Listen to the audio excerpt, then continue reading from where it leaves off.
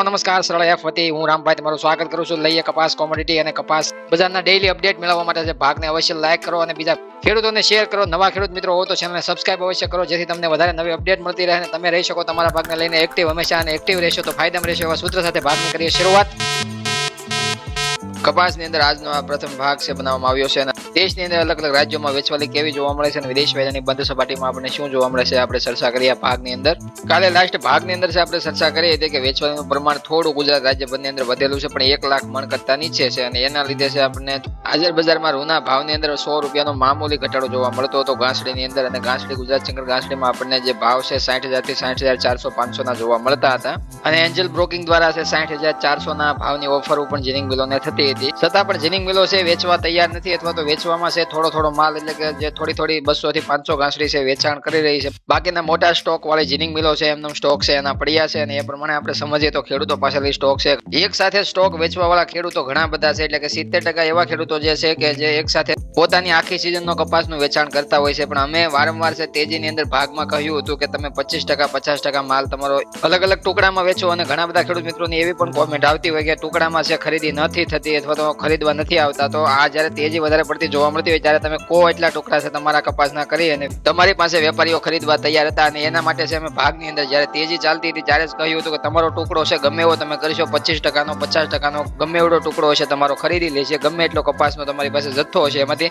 થોડો વેચવાનો હશે તો પણ ખરીદી લેશે, જાજો વેચવાનો છે તો પણ ખરીદી લેશે. પણ જ્યારે તેજીની અંદર છે તમે ટુકડો કરતા હોય ત્યારે છે ખરીદી છે અને સારા ભાવે થતી હોય છે. અને એક બીજા વિસ્તારમાં 1650 એના ઉપરના ભાવ જોવા મળતા હોય તો એની રાહે પણ અલગ અલગ વિસ્તારોમાં ન બેસવું જોઈએ એવી પણ આપણે ચર્ચા કરી હતી કે એક વિસ્તારમાં છે આપણે 1550 ના ભાવ ચાલતા હોય તો એક વિસ્તારમાં આપણે 1650 ના ભાવ ચાલતા જોવા મળતા હોય તો અમુક વિસ્તારોમાં વેપારીનું એસોસિએશન પણ હોય છે, અમુક વિસ્તારોમાં ભાવ ઊંચા આપતા જ ન હોય તો એ વિસ્તાર છે સામેના 1650 વાળા વિસ્તારની રાહે રહી તો એ ભાવ છે એને કદાચ મોડો પણ મળે અને ન પણ મળે, કેમ કે એવા વિસ્તારની ક્વોલિટી અને વેપારી પાસે એ વિસ્તારમાં કેટલો સ્ટોક છે એ પણ મહત્વનું પરિબળ બનતું હોય છે. કારણ કે મફતના ભાવમાં જે વેપારી ખરીદીને ધરાણેલો હોય ને પોતે સ્ટોક કરેલો હોય તો ખેડૂતોને ભાવ છે ઊંચા નથી આપવાનો અથવા તો તેજીનો લાભ છે ખેડૂતોને એ વિસ્તારમાં નથી મળવાનો. સુધારામાં છે કારણ કે ધીમી ખરીદી કરી નાખે અને જ્યારે ઘટાડો થતો હોય બજારમાં છે ઘણો બધો ઘટાડો જોવા મળ્યો એટલે સસ્તા ભાવે માલ ઘણો બધો ખરીદી પણ લે. અને આ બધી બાબતો યાદ રાખવા જેવી છે. હર સિઝનમાં હર વખતે છે તમારે આ બધા પોઈન્ટ યાદ રાખવા જેવા છે અને એ પ્રમાણે તમારે ચાલવાનું રહેતું હોય છે. હવે આપણે જોઈએ સ્ટેટ વાઇઝ એસ્ટિમેટેડ કોરોના અરાઇવલ્સની વાત કરીએ તો દેશની અંદર આવકની ચર્ચા કરીએ તો 4 માર્ચના દિવસે છે આપણને કેવી આવક જોવા મળશે અલગ અલગ રાજ્યોમાં. સૌપ્રથમ ગુજરાતથી શરૂઆત કરીએ તો ગુજરાતમાં 24,000 ઘાસડીની આવક જોવા મળી, મહારાષ્ટ્રમાં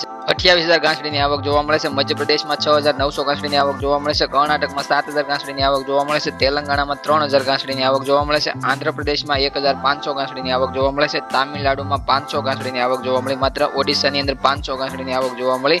પંજાબ, હરિયાણા, રાજસ્થાન લાઇનની વાત કરીએ તો એમાં આપણે નોર્થમાં છે 11,000 ઘાસડીની આવક જોવા મળે છે. ઓલ ઓવર કુલ ટોટલ જોઈએ તો 84,400 ઘાસડી માત્ર દેશની અંદર આવકમાં છે સોમવારે આપણને જોવા મળી છે સાંજ પડતા. અને જોઈએ તો આપણને ગુજરાતની અંદર થોડીક વેચવાલીનું પ્રમાણ વધારે હતું, બાકીના તમામ રાજ્યોની અંદર છે ખેડૂતોની વેચવાલી ઘટી ગઈ છે.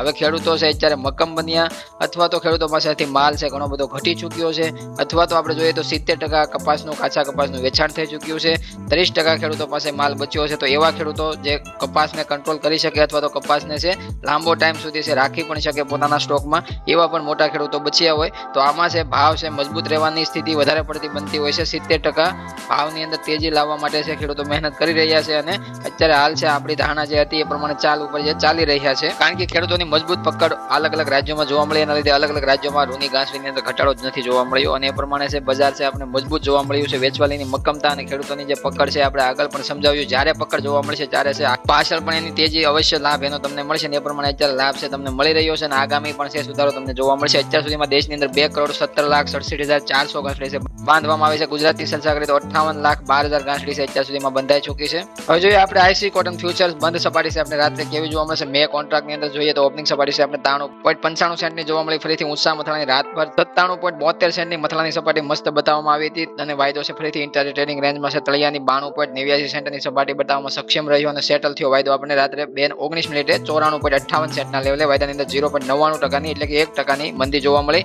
અને એવી રીતના રાતનો ચાર્ટ છે અમેરિકન કોટન વાયદાનો તમે જોઈ શકો છો. એની અંદર 4 માર્ચ 2024 11:16 છે આપણે 97.32 સેન્ટની ઊંચામાં થવાની સપાટી જે આપણે કાલ રાતના ભાગમાં ચર્ચા કરી કે ચાર્ટ પેટર્ન છે આપણે તેજી તરફ જોવા મળે છે, એટલે કે સુધારા તરફની ચાલ બતાવશે. પણ વાયદાની અંદર છે આપણે સુધારાની ચાલ જોવા મળી 97.32 સેન્ટ સુધી.